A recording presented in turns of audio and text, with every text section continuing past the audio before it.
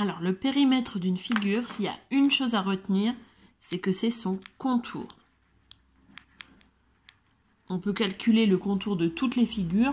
Maintenant, en CM1, on ne va pas vous demander toutes les figures, bien sûr. C'est pas forcément des polygones.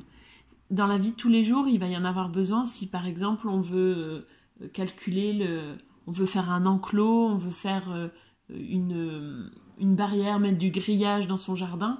Il va falloir pouvoir calculer le périmètre du jardin pour savoir combien il faut acheter de grillage.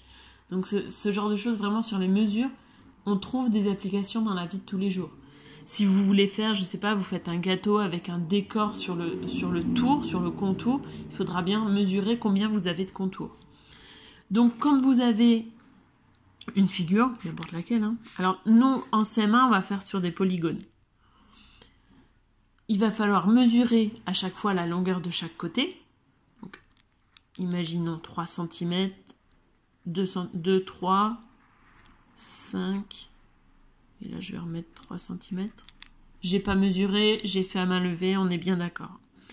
Donc si je veux calculer la longueur de mon périmètre, je vais additionner la longueur de chaque côté. Donc 2 cm plus... Moi ce que je fais des fois, c'est que je prends un fluo et que je repasse les endroits quand je les ai notés. Et je vous conseille de faire dans l'ordre. Vous partez d'un endroit et vous suivez un tour. 5, 3, et donc vous comptez bien votre contour complet. On a bien fait le tour et j'additionne. 13, je n'oublie pas l'unité de mesure. Ici, c'est des centimètres. Donc 13 cm.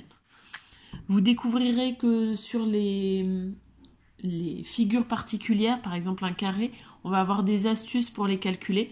Mais sinon, ça c'est la technique de base. On additionne tous les côtés. Donc si jamais vous trouvez des astuces pour le carré, le rectangle, vous pouvez me les envoyer. Sinon, ce sera dans une prochaine vidéo. Mais en tout cas, pour commencer, on retient le périmètre, c'est le contour. J'additionne tous les côtés. Je fais bien attention de ne pas en oublier, bien sûr.